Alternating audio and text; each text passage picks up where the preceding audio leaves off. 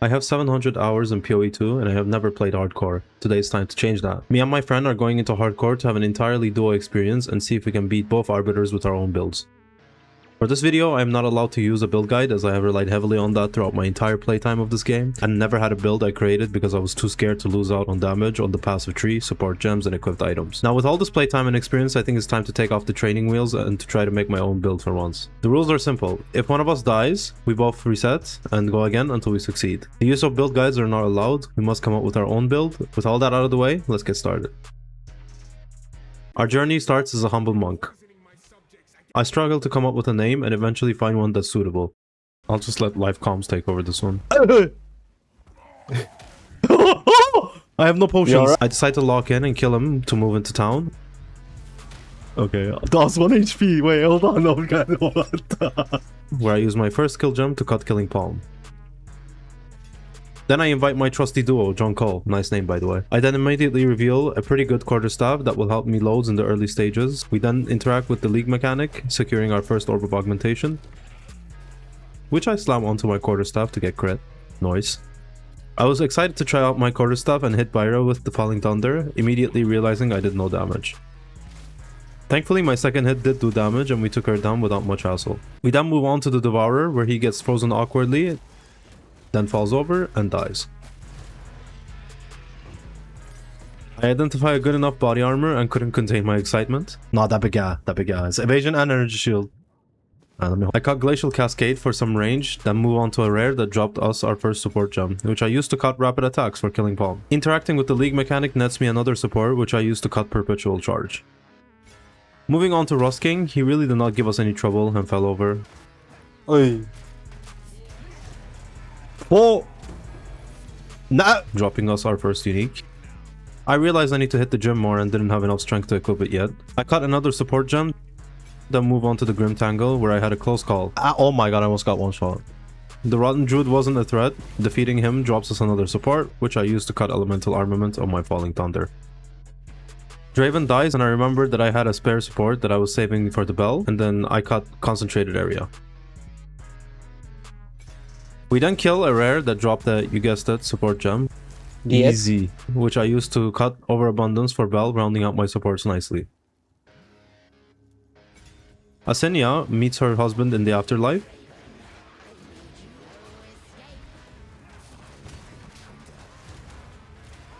Okay, the wall form is kinda goated, bro.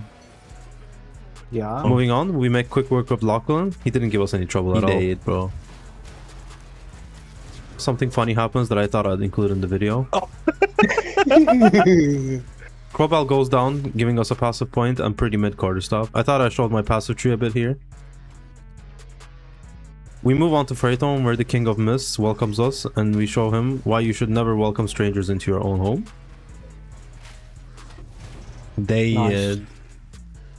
We did it. Not even close to. The shred is so broken. With my first spirit gem, I decide to cut Wind Dancer for some much needed defense since it's hardcore and all. We find Una's loot and return to camp to get Sapphire Charm in preparation for GNR and to give Fine Shit her loot, giving us 2 more passive points. The Executioner executes air and perishes.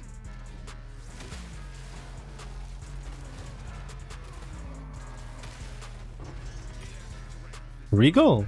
I return to Clarefeld to finally get access to my beloved Ice Strike. For context, my first ever character in this game was an Ice Strike monk. It is far from being meta at the moment, but I really enjoy how the skill looks and plays, so I'll be using it for this playthrough. We move on to Candlemas and get a boost to our max life.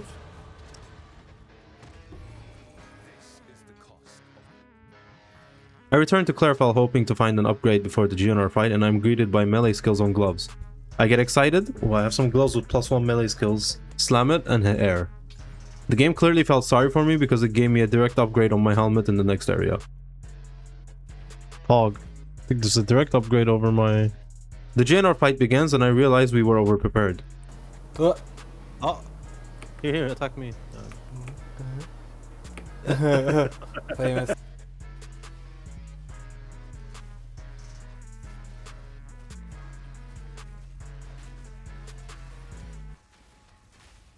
He goes down pretty easily, bringing us to the end of Act 1.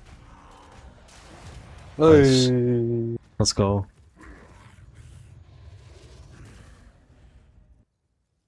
Because I am a very professional YouTuber, I forgot to record the beginning of Act 2. My bad. But we pick up at the Balbala fight. She didn't stand a chance. Level 6! I kill a rare monster in Galai Gates and he drops me a quarterstaff. Quarterstaff! When I identify it... Ew! I get a nice damage boost just in time for baby Jamanra.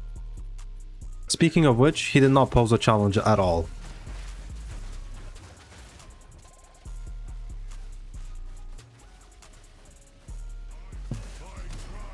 Kiting? Oh, he's done. That was really easy. After this fight, I make use of the new runes added this league to get 50 spirit on my chest piece and equip Herald of Ice for better clear.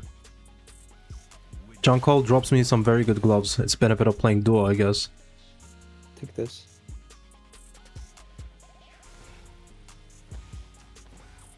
Wait, what? I don't really have anything to say about Azarian. He just exploded. Brilliant. After seeing this, we get the confidence to attempt Ascension. The rooms look pretty straightforward. We make it to Rattle Cage relatively unscathed and we finish the fight as so. Okay, here we go. I didn't mark him.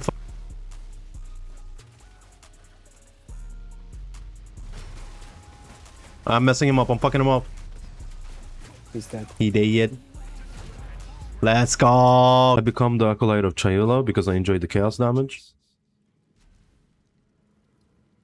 And John Cole decides to go with Witch Hunter.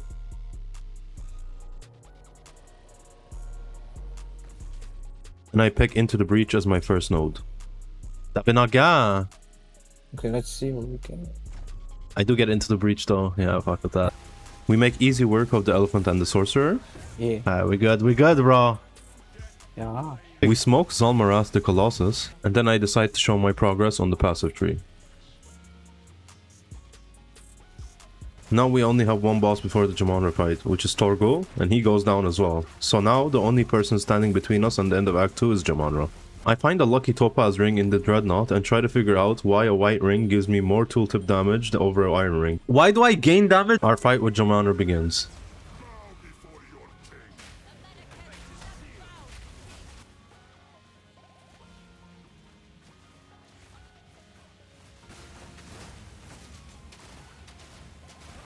We make it to phase 2 without much hassle. I striked into the... I freeze him mid-attack and then he chunks me pretty hard. Aye! After recovering from that hit mentally, he was a pretty smooth fight, which brings us to the end of Act 2.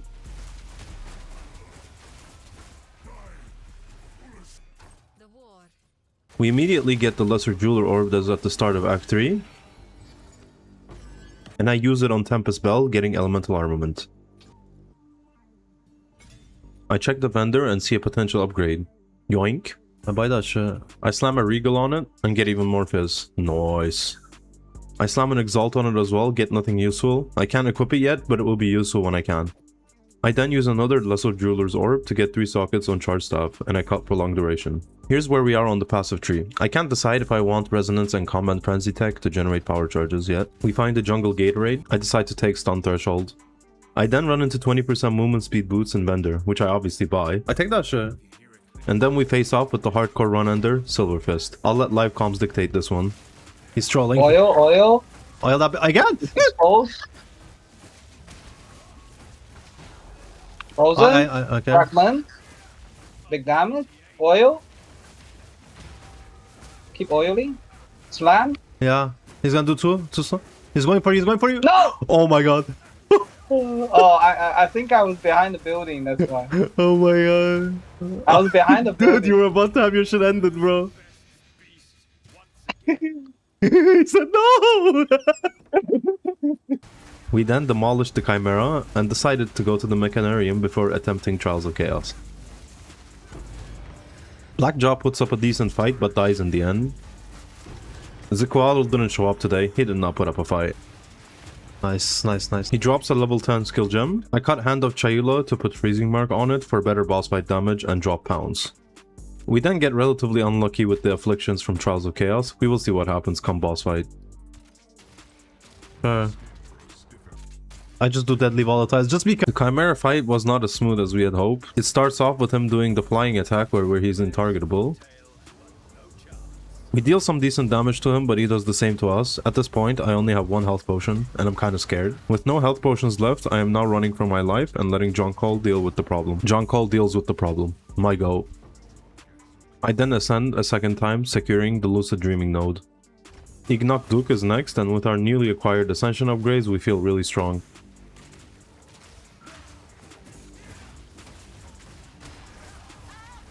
She then drops us an uncut Spirit Gem. Pretty big. I then wanted to cut Combat Frenzy, but realized I didn't have the level, and I didn't have Resonance on the passive tree to be able to do it. I just get Combat Frenzy? We then fight the Forge Master and kill him to get access to the Reforging Bench. Chunk him. Yeah. In the apex of filth, we get very good potion upgrades, and in our excitement, we equip them. You will see why this was a mistake in a second. Increased recovery rate, reduced charges per use. Yeah, we start the boss fight without any potions. What could go wrong? No! Oh wait, I have no potions. Oh my god, wait, I'm Oh, trolling, me too, me too. I'm trolling. Me too. This is not good, this is not good, this is not good. This is not good. Where did we true roll? She's dead. Wait, Die. she's dead. Wow, we're just better. It turns out that we're just better. In the Sun Temple, I get my first level 11 skill gem. This allows me to cut Shattering Palm, and the build is now fully online. I immediately TP back to town to get Magnified Area and Elemental Armament on it. Quetzal was of course an easy fight, and he goes down without any problems. Level 11 again! The Viper has 50 million power in Rise of Kingdoms for sure, bro. He knocked out the VIP. What the hell? No. The Viper fight was pretty sus, but we managed to take her down before she went into her hard phase. Okay, kill. No!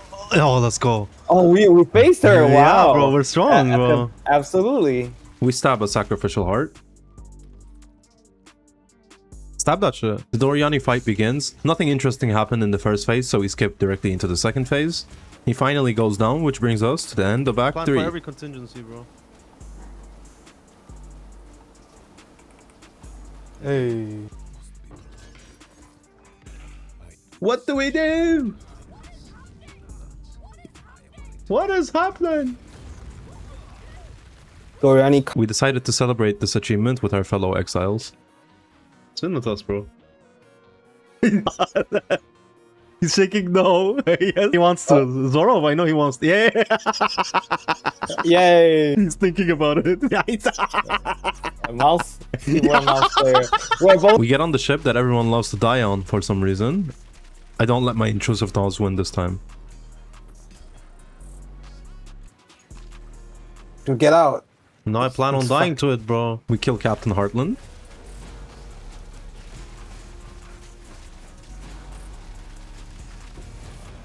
John Call is nice enough to donate me a Lesser Jeweler's Orb, which I use on Shattering Palm to cut Ancestral Call. We then interacted with the Delirium mechanic. At this point, we're pretty strong and Omniphobia dies without any trouble. We move on to Shrike Island to face off against Bloodbird. We face off against Bloodbird. And then he waddled away, waddle. I was slowly losing my mind, don't mind that. He goes down and drops us a level 12 skill gem. At this point, I decided to try Remnant Potency 3 on my Into the Breach to see if it would give me more damage. In the Isle of Kin, we take down the Blind Beast. Krutok put up a good fight, and it was a little sus here and there, but he was no match for us.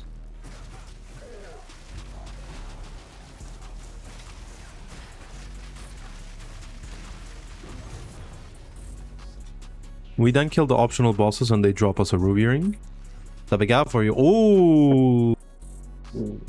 This ring, yeah, bro. Ah. Yes, it's more damage. On Wakapano Island, we come across this rune with 5 sockets. Oh Raider my. off? Yeah, I don't know what I was expecting. Moving on, we fight the Land Shark Great White One and we take him down. Boom. We return to Nakanu to turn in the Sharkfin quest reward. I decided to take increased global defenses. We fight the Siren Diamora. I don't have much to say about this fight. It went okay. It's frozen. Stay. We both return to King's March to reveal our amulets. I reveal mine and get this. John Cole revealed his and got that. Wow. This next part of the video was streamed on my YouTube. I will be trying to do more streams like this in the future, since I don't have an editor and these type of videos take a long time to make. If you don't want to miss out on any of these, you can subscribe with the notifications on to know when I go live. We fight a monkey and I make whatever these noises are. Oi. There's chaos ground on the floor. Okay, it's frozen, it's frozen. Dead. What is this? No. Oh. This is not good. Where is This here, one. it's here, it's here. Okay, oh my god. Careful, careful. What? It seems my manly war cries had an effect on him, so he goes down in the end. Quick timeout. While editing this, I remember that I forgot to record the gameplay of me dropping this ring, but I did drop it somewhere back in Act 3. Many of you probably know, but for those that don't, this ring makes it so that you can shatter chilled enemies when you kill them, so they don't have to be frozen. It's a big power boost to Ice Strike Monk, so it was a lifesaver to drop this. Okay, moving on. While recording this, the voices in my head told me to buy this Tempest Spell MTX, so I agreed. My friends seemed to notice in the loading screen before I even loaded in. You bought a bell. The fuck? Yeah, we break into jail, and then we apply totally legal interrogation tactics on this prisoner. We go to Arostas, ring some bells for free currency. What I do tomorrow? We run into Torvian. Oh. Dude. Yeah, this boss, no, man. No. Should be better No, design. no. Junko was sweating over there, but Torvian does go down. He drops this prismatic ring. Oh! Wait, that bit kinda guy. I slam a couple of exalts on it and hit flat fire as well. Nice. Dude, you know what I fuck with? Having 20 seconds of charge staff and I don't get to use it because they yap for 30 seconds before the boss fight begins. We run into the first herald. He gives us a couple of close calls, but in the end we prevail.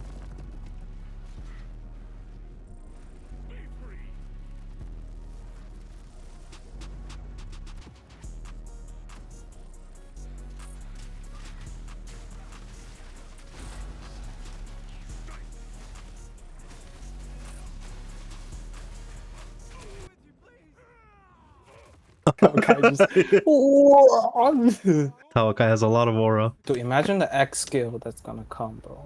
Leaping chop. Before we fight Tawakai, there's this rune in Nakanu that drops Greater Jeweler Orbs pretty frequently. I didn't know that, I just thought I'd let you guys know. I decided to put the Greater Jeweler Orb on Ice Strike, and I cut Crescendo 3 on it. It is now time for the Tawakai fight. He's aura farming, bro.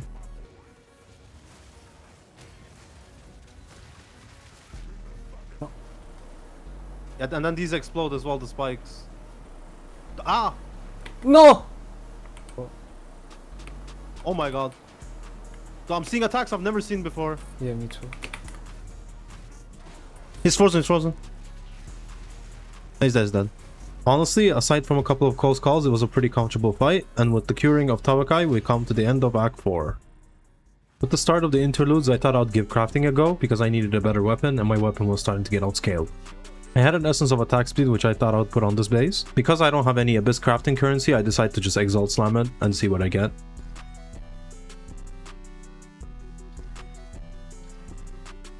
Yeah, I mean, you can't win them all. It's a pretty decent quarterstaff, but I think I can do better. Okay, not the best start. Holy Alk of God. Wow, now that's what I'm talking about. We can craft on that. Because I had no other option, I decided to finish off my craft by slamming Exalts. Percent Fizz? Oh, I called Percent Fizz and I hit that. This weapon is insane for this level. I decided to quality and socket it and add some iron runes on it, because why not?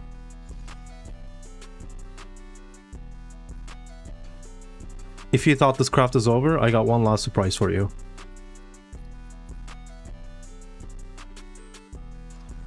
Oh! Damn, I hit that shit! Oh, and this is how my skill tree looks right now. Here's the tooltip numbers of me equipping it. Nice. It seems I used up all of my luck in the craft, because here's my Elder Maddox drop. It is air. We move on to Blackjaw's long-lost cousin. We reunite them in death.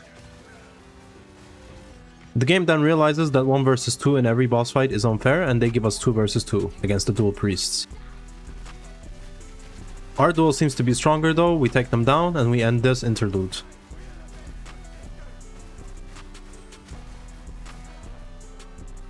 Next up on the interludes is Ogum. Here's a look at how my reses are looking at the moment. Yeah, they're not good. But just like every responsible adult, I'm going to ignore my problem and hope it goes away. Ah, bless me, man. Bless you, man. Thank you, man. Honestly, this is one of my least favorite interludes because of how it's constructed, and the Ogum Manor area is not fun at all. Ah! Dude, the amount of times I've been 1 HP and didn't die is concerning, honestly. I should really, like, care. Dude, in life divided, in death united, bro. We continued going through bosses until we reached the end of Ogum Manor and ended this interlude. It was all smooth sailing up until this point with a few close calls here and there, but this fight will change everything. Yeah, this Scorpion is gonna be annoying. It's gonna have... the fuck is he? Yeah, the ground that slows attack speed, yeah. Oh, hey, I died!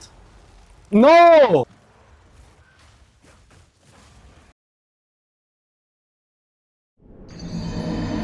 No! Yeah, I mean, I didn't see that ground effect coming, and obviously I was not expecting to do this first try, but I'm proud of how far I've come with a build that was my own creation. If you have made it this far into the video, I thank you so much for watching. I hope that you enjoyed. I hope that I was able to entertain you a little bit. I will be back. This is a promise. This challenge is not over.